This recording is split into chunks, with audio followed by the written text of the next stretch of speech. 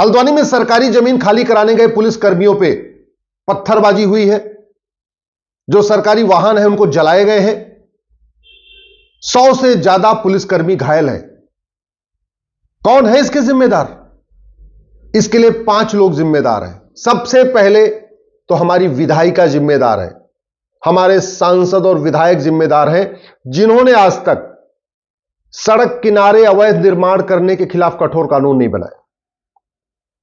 यह जो पत्थरबाजी हुई है, पुलिस वाले घायल हुए, इसके सबसे ज्यादा जिम्मेदार हमारी विधायिका है। विधायिका का मतलब लोकसभा, राज्यसभा और विधानसभा, जिन्होंने आज तक सार्वजनिक स्थान पर अवैध निर्माण करने वालों की 100% प्रॉपर्टी जब्त करने, उनको 10 से 20 साल की सजा देने के लिए कठोर कानून नहीं बनाया।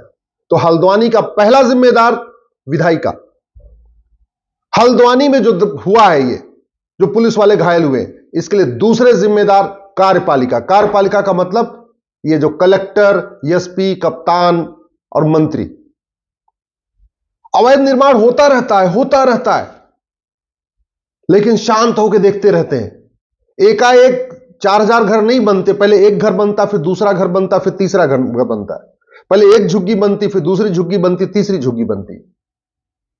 तो हल्द्वानी के जो दूसरे गुनाहगार हैं वो है कार्यपालिका। हल्द्वानी के तीसरे गुनाहगार हमारी न्यायपालिका।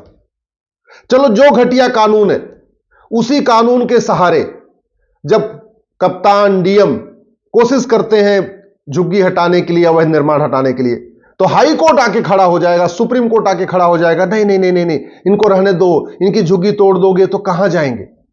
नतीजा ये हो रहा है, झुग्गी पे झुग्गी बनती जा रही है, झुग्गी पे झुग्गी बनती जा रही है। सारे सड़क के किनारे अवैध निर्माण हो रहा है, रेलवे लाइन के किनारे अवैध निर्माण हो रहा है, एयरपोर्ट के किनारे अवैध निर्माण हो रहा है। जहां से सड़क निकलती है वहीं झुग्गी बन जाती है।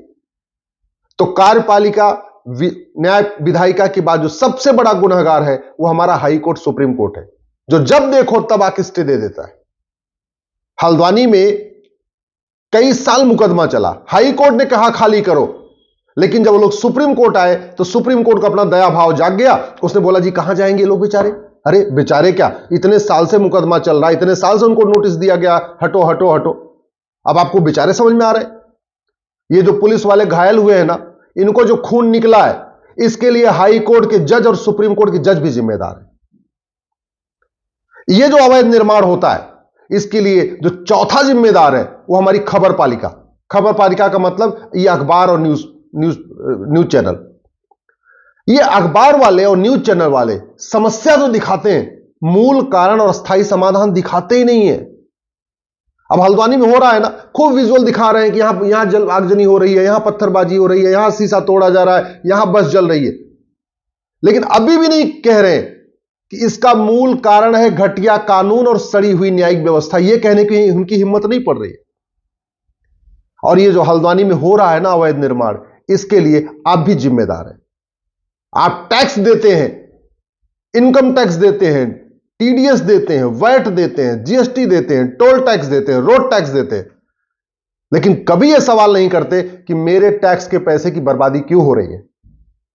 ये जो जहां झुग्गी वहीं मकान, ये जो योजना है ना, ये बर्बाद कर देगी। मैं दिल्ली में बता रहा हूं, जहां झुग्गी वहीं मकान योजना चली है, नतीजा यह हुआ कि झुग्गी वालों को मकान मिल गया, फिर झुग्गी वालों ने कहीं और जाके झुग्गी बना लिया। उनको पता ही योजना बढ़िया चलती रहेगी, जहां जब जब जब झुग्गी डालेंगे मकान मिलेगा, जब झुग्गी डालेंगे मकान मिलेगा। तो झुग्गी वाले कभी झुग्गी छोड़ते ही नहीं है। एक जगह मकान मिलता, कहीं और झुग्गी डाल लेते हैं, फिर कहीं और झुग्गी डाल लेते हैं। हमने जितने भी मेट्रो शहर हैं उसको झुग्गियों का शहर बना दिया। आप मुंबई देख लीजिए, झुग्गियों की भरमार। चेन्नई देख लीजिए, मेट्रो सिटी हमारा, झुग्गियों की भरमार। कलकत्ता, झुग्गियों की भरमार। देश की राजधानी दिल्ली, झुग्गियों की भरमार। ये जो फ्री में हमने शुरू कर दिया ना, जहां झुग्गी वहीं मकान, तो हम तो प्रमोट कर रहे हैं कि झुग्गी बनती रहे, झुग्गी बनती रहे।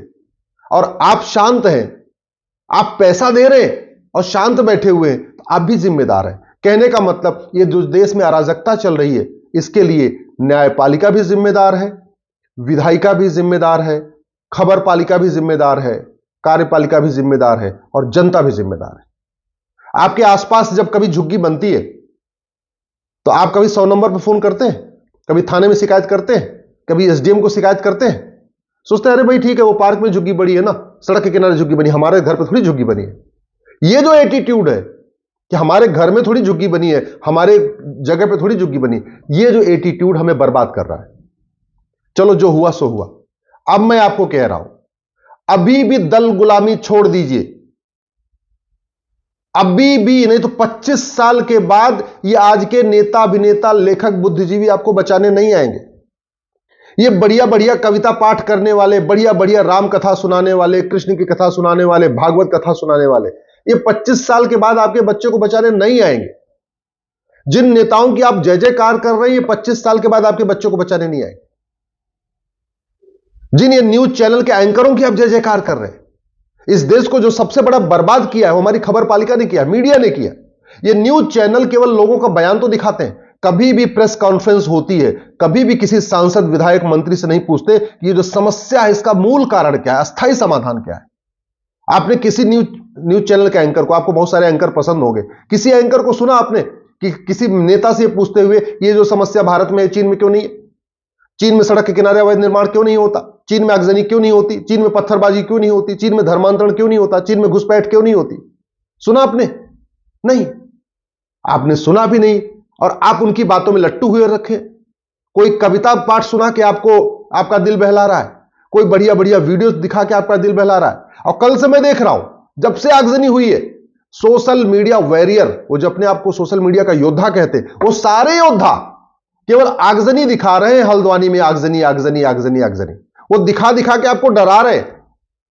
उनकी इतनी हिम्मत नहीं पड़ रही है कि आप किसी से यह पूछ सके इस समस्या का मूल कारण क्या, अस्थायी समाधान क्या है। मूल कारण, अस्थायी समाधान मैं आपको बता रहा हूं। आप उसके लिए डिमांड करिए, फेसबुक पे 5000 दोस्त मित्र बनाइए और फेसबुक पे लिखना शुरू करिए। अवैध निर्माण के खिलाफ कठोर कानून नहीं है, और जो है भी उसमें कम से कम 30 साल 40 साल लग जाता है सजा होने में। अब आज तक तो अवैध निर्माण करने में किसी को सजा ही नहीं हुई है। यह है मूल कारण, घटिया कानून।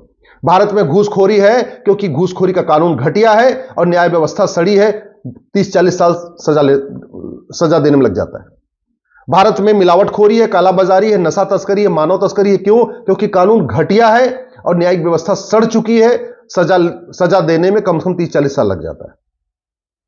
भारत में घुसपैठ है, रोहिंग्या आ रहे, बांग्लादेशी आ रहे, चीन क्यों नहीं जाते, सिंगापुर क्यों नहीं जाते? क्योंकि भारत का कानून घटिया है, और एक बार आ गए तो ओटजीवी नेता उनका समर्थन करते हैं। सबसे बड़ा मूल कारण है भ्रष्टाचार। ये जितने झुग्गी बसी है ना हल्द्वानी में, जो आगजनी हुई है, पता है वहां ज्यादा, सबसे ज्यादा वहां पे बांग्लादेशी है। ये बांग्लादेशी आप आगजनी कर रहे हैं, और सोचिए पुलिस वालों पे पत्थरबाजी कर रहे हैं। पुलिस कहां से बचा लेगी जब अपने आप को नहीं बचा पा रही है? जिन पुलिस वालों के, प्रशासन के और सरकार के भरोसे आप बैठे हुए हैं, वो पुलिस वाले खुद को तो बचा नहीं पा रहे, खुद ही उनका सर फूटा हुआ है। आपको लगता है 10-20 साल के बाद आपको आगे बचा लेंगे? मतलब ही नहीं है। अगर कानून बना दिया जाए कि जो भारत में अवैध रूप से रह रहा है वो छोड़ के भाग जाए, नहीं तो 3 महीने बाद अगर पकड़ा जाएगा तो 100% प्रॉपर्टी जब्त करेंगे, नागरिकता भी खत्म करेंगे और आजीवन कारावास या फांसी देंगे। आप बताइए, घुसपैठी भारत छोड़ के भागेंगे कि नहीं?